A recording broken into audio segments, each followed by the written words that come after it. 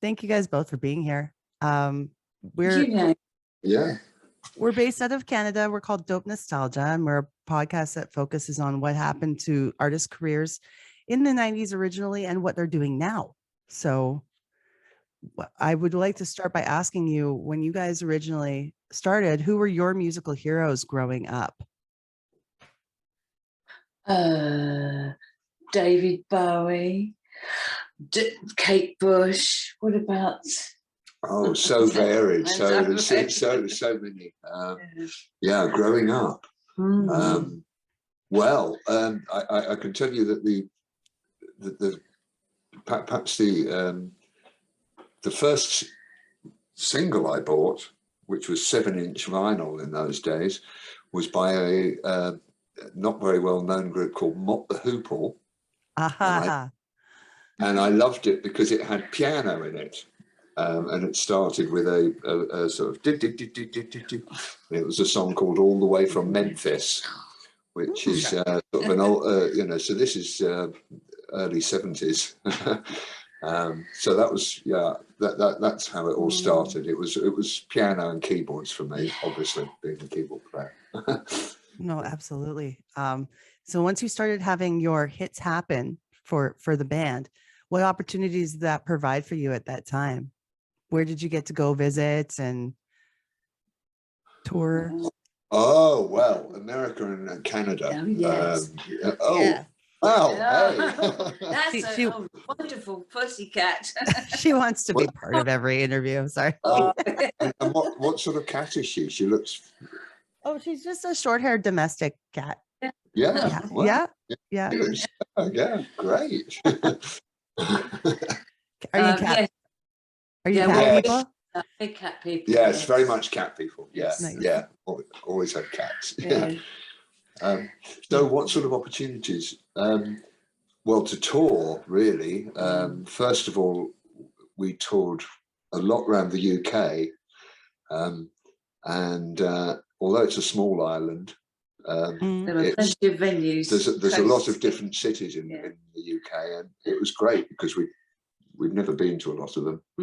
And we were particularly big in Scotland, strangely enough. So much so that they thought we were Scottish. Really? And we won the Best Scottish Dance Band Award in '93. Yes. And we were coming over to Canada to tour with the Spiral Carpets and then go down to America. So they sent a film crew to record our acceptance speech at the record company offices. That's right. And we thought they were joking, but we went along anyway. And then we sat there and they set up the film cameras and said, "Right, roll, off we go." We said, "Well, thank you very much for the award. We're really grateful, and it's great to be here. Sorry we can't be with you." And as you might have gathered from our accents, we're not actually Scottish. And the guy doing the interview, his jaw dropped, and it was a real shame when we got back from the other side of the pond. We found out they'd given the award to someone else, which was a shame. Oh, yeah. I was going to say you didn't get to keep it. No, but we did get to see a lot of Scotland, and I don't think I'd ever been to Scotland, so that was lovely. Yes. And we toured the States and Canada.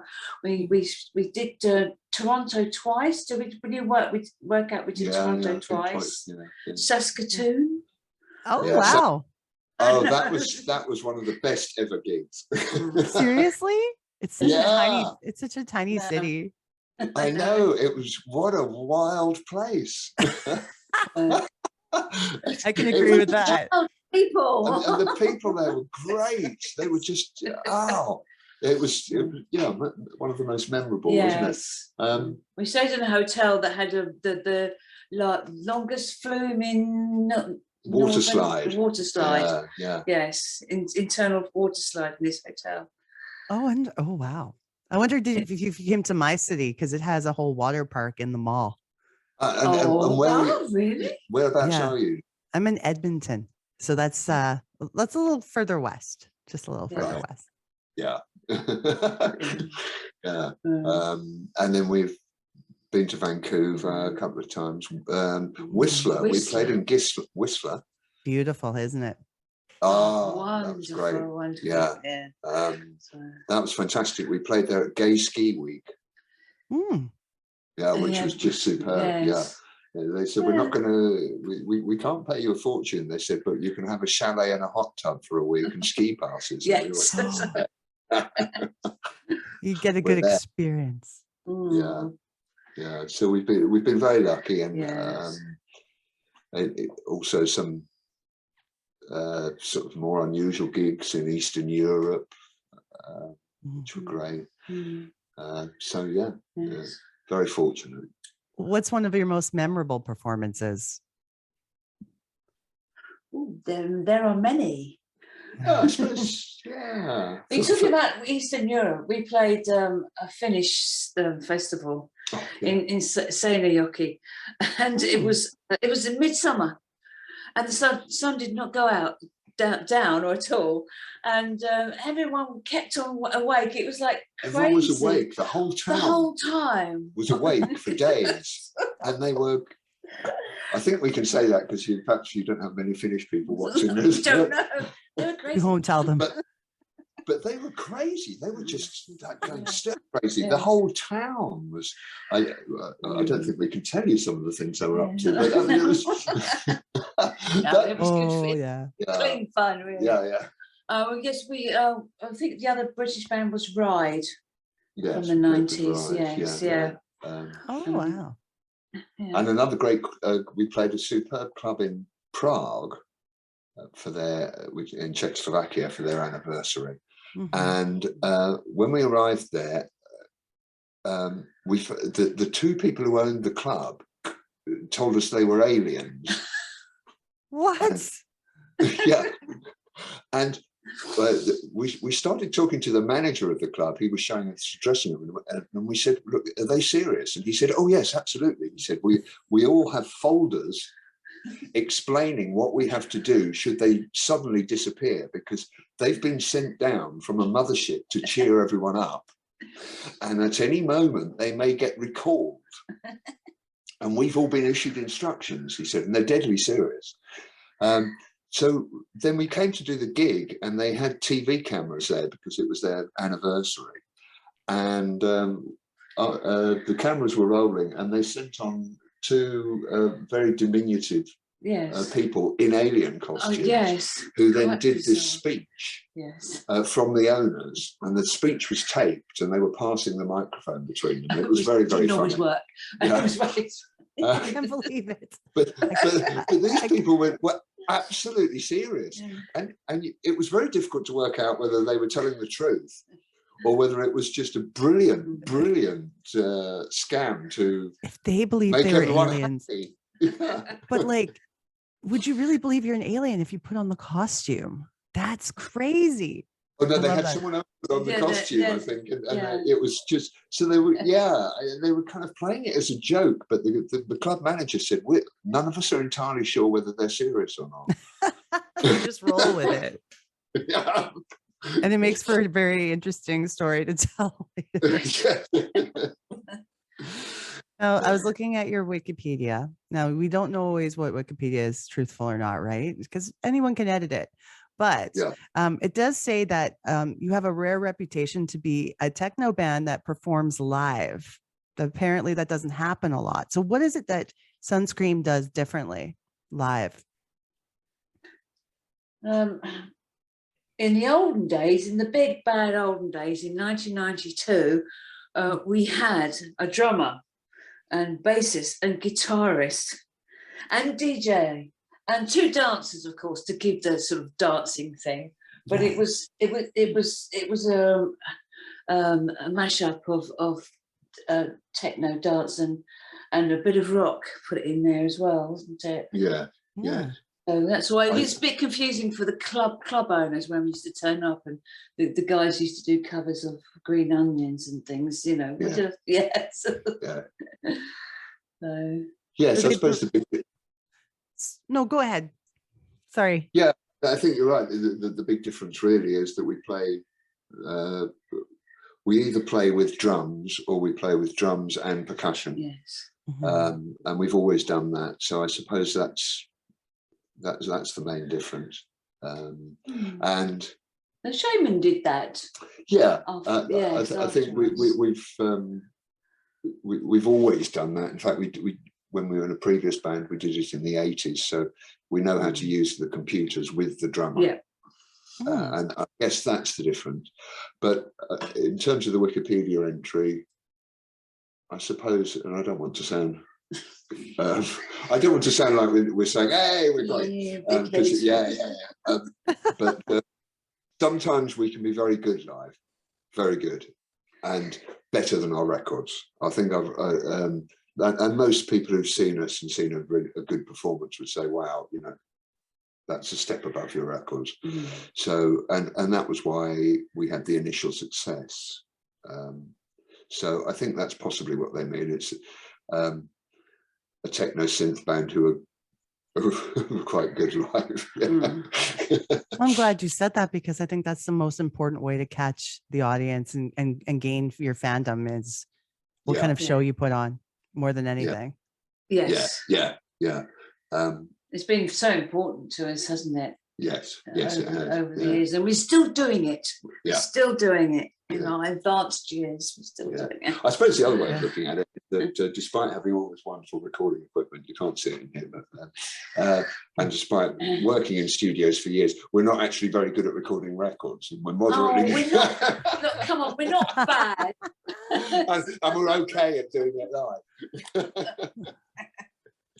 Is that where you are located right now? You're in the studio? Yes. Yep. Yeah. Beautiful. Yeah. It looks very cozy there. Very nice. Yeah, we can give you a panoramic. I know it sure. won't. Yeah, so there's the piano. So yeah. So there's we play. Can you see a piano? Yes. Yes. It's beautiful. And then sort of all the screens and that's the live set, by the way. Main equipment stuff is here. Oh wow. Yeah. And synthesizers over there. So yeah. You've got a great setup there. I like that. Yeah. So have you noticed any differences between playing like festivals in Europe as compared to other countries? Whether it be the crowds or anything that's different, because when I know a lot of people, when they come from Canada and they play a European festival, they have such an amazing time that it's just mind-blowing. It's a big memory for them. Yes. I think we pretend to be organized, but we're not really, and it can be very chaotic. And I don't know about the ones in Europe we did were quite organised, weren't they? Actually, yes. Yes. But other ones we played here have been a bit, that you don't know what's going to happen. You really don't know. Glastonbury. You get a sudden downpour of rain and then lose the flood and everyone's tents are being washed away.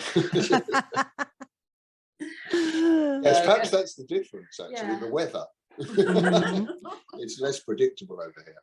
Yeah. Oh, wow. Well, that's the beauty of it, I think, is not knowing what's going to happen. It makes it more exciting. Yes. Yeah. Now we go to talking about things like music videos. What was your favorite one to make?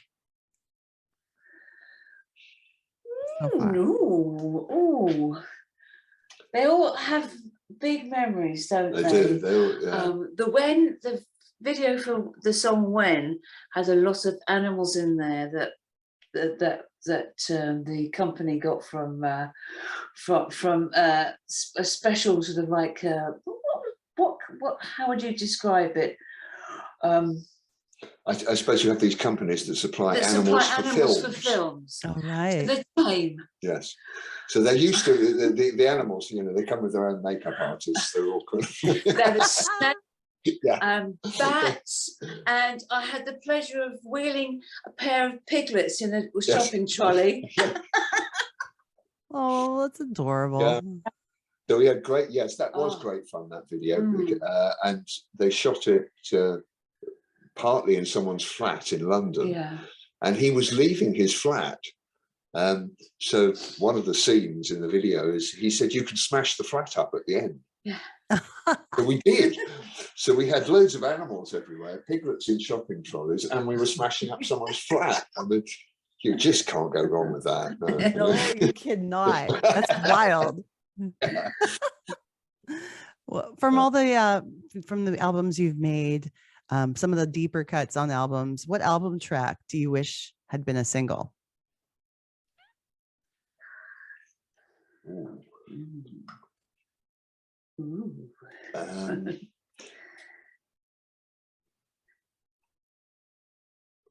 You can take your time on this one. Yeah. I can edit. Yeah, I suppose it depends from what perspective. On the first album, there was a song called Chasing My Dreams. I was going to say that, actually. Which a lot of people liked, and the record company really liked, but it never quite became a single. We never quite got the right mix, and things moved on, and it never quite happened. So that was a shame that didn't come to fruition. Yes. On the second album, Change Your Tide. Second album, there was a few more sort of slightly odd things that would possibly been greater singles. I mean, some. I mean, quite a lot were released as singles and had remixes done. So you know, things like Cyclic. I mean, yes. Quite often we would things that weren't formal sort of commercial type singles, we'd release as 12 inches and do dance remixes of them. Oh wow, yeah, that's a good way to get it out. Yeah, so it got it out there in another format. Yes. So we don't have any pangs. We don't really have any real pangs. I wish that. I wish that Love You More had done better. Yeah. And that's why I would say that, you know. And yes, looking at you as well. But then, unfortunately, we've been better known, which it might have been. It's been rather nice that we're not. Yeah, I guess it just depends on what kind of level of fame you're dealing with. But I think I'm just the fact that I think Love You More did quite well in Canada. Oh, it did. Yes, Yeah. In the UK, it got as far as charts and radio is concerned, it rather got buried. Which was because it's a bit of it's not a long story, but it's a short story. But basically, would you like to hear it? Sure. Yes, absolutely. So when it was released, the record company were delighted because I think they get these midweek chart positions. So after a few days of release, they can tell where it's going to be at the end of the week. Oh, okay. And they were they were full of hey, because basically it was looking like it was well into the top 20 of the UK charts and possibly even in the top 10. And they were so pleased that our A&R girl, and we had an A&R girl at the company dealing with us. She was so chuffed she flew up to Scotland where we were gigging, because we were always gigging in Scotland. And she came to the hotel we were staying at, and we all sat round in the bar around a radio to listen to the chart countdown. And it was the most awful moment because they counted down through 30 and we got to 20. And it was like, oh, wow, yes, we're in the 20.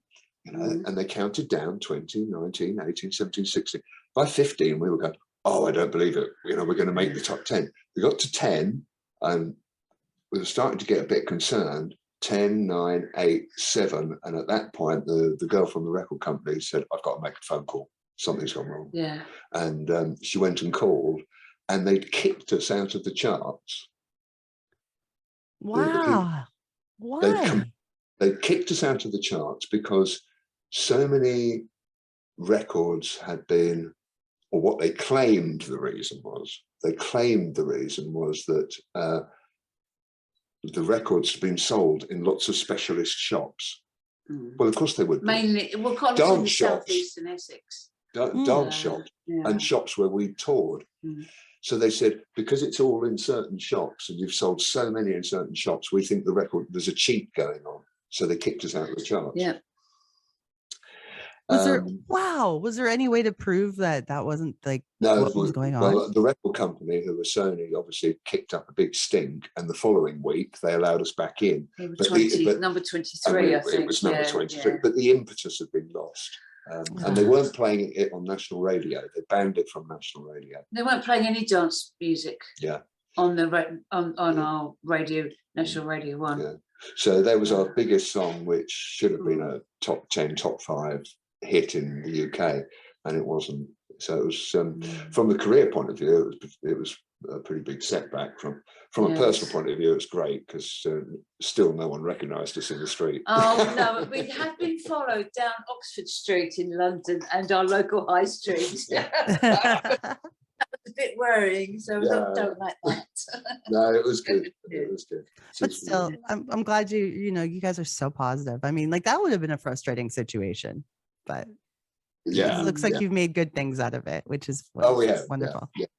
Yeah. Now, Lucia and Paul being the core of the group, and you've had some different members come and join throughout the course of time. What has kept the two of you together making music? We got married. Okay. There you go. So you work together and you're married, and so you're just, that's awesome. Yes, we're still together. Yes. Congratulations. Thank you. I suppose we have different talents which complement each other really well. Mm-hmm. So I can't read music, I can't arrange, I can't hear when things are in tune. That's all the thing. There's plenty of other things I can't do. You can do it all. But we have different skills, and we've learnt over a long time. Well, they just work together. Yes, it's probably kept us together, really. Yeah. Mm-hmm. Yeah. Because of that, so it's a good fit. Yes. And at the same time, we both have similar perspective on life in general. So. I think as in a musical situation, being in a band, if everyone in that band doesn't have the exact same goals, it won't work. Yeah. Yes. Because everyone, if they have their own agenda, that's not going to last for them, right? Yes. Yeah. No, I think you're absolutely right. And I mean, some of the people we've worked with, some of the original band members, I think we did have the same goals and the same mindset, because we're still all friends. That's good. But, but we weren't at the time. Well, you fall out, it's quite a high intensity thing. You've got to fit incredibly well. Yes, I mean, when you're doing that many, a lot of dates crammed on a tour bus, it can wear everyone down after a while.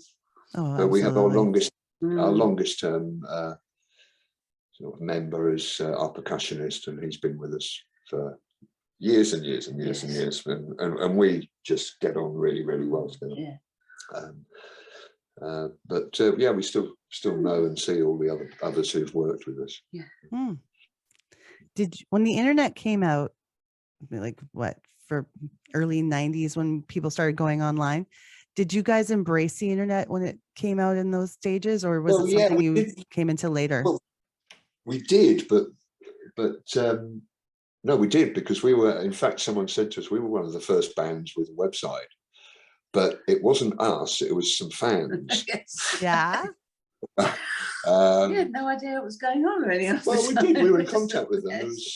There was a particular guy called Adam who. Adam. Who I think lives in Vancouver now. He's either Vancouver or Seattle. Yeah, or maybe he's moved. Yeah, I think he's out that way. Yeah. And he contacted us and said, "Look, the internet's happening." I said, "Yeah, we know about this because we're into computers and all that." And he said, "Well, I'll create a website for you." And I think he created the first one. Yeah, but what year was that? Was that late 90s? No, it was sort of by 94, 95, which was quite ahead of everyone else. Yeah. Well, that's when it was really starting to pick up. Yes. Yeah. And we've been lucky. We've had various people since who've picked up the torch and run with it. You know, we've had 2 other people do that, and we have a discography site which is run by a long-term fan, which is excellent. It's got every record on there, everything. Wow. So, but we're not actually that great at doing that sort of stuff. Because, No, well, we're we'd not love to be. Well, as you've probably noticed, the time it takes me to respond to a message on Facebook. Oh no, you're fantastic. Trust me. Oh, And the thing is, you're doing your own social media, are you? Because that's Yeah. nice. That's really nice when Yeah. the artist handles their own social media for sure. Yeah. Yeah. Are there any collaborations you would love to make with other artists? Oh, well, there's always people you would admire and would love to work with. Like a dream song.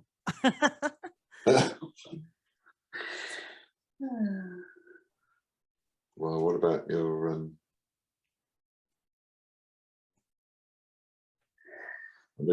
What? if not Max Cooper, then Max Cooper, John Hopkins, or Liz Fraser. She used to sing with the Cocteau Twins. I think she's just got another single out at the moment. So yes, under a different name. Yes, but she's got a wonderful voice. I'd like to sort of write something for her. And there's a guy called Solar Stone. He's very musical. I've sung for him, and he's done some remixes for us. He's a trance producer. And so I feel that's probably the first one. Yes, actually, yes. We've discussed with him about doing a collaboration, so that'll probably be the first one.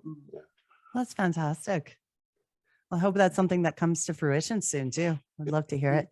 We'd like to share clips of some of the music that you've released on the show. So from those songs you mentioned earlier, the ones that were album cuts, I would love to share some clips of those. Yes. Right. Yeah. Yeah.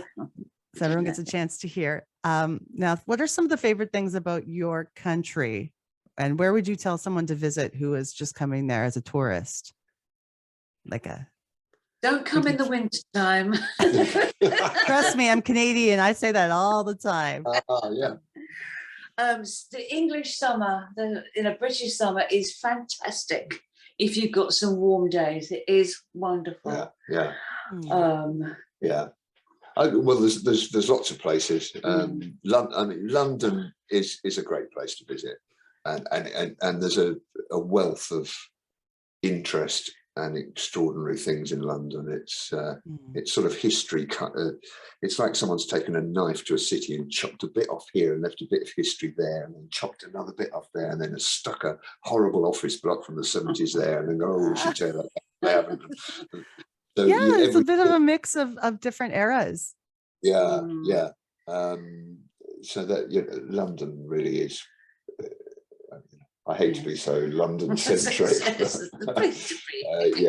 But then almost every part, it's a strange island, because almost anywhere you go, the scenery changes dramatically quite quickly, and there's something of interest. So yes, the coastline is fantastic too. Oh wow, interesting. Devon and Cornwall and Norfolk coastline.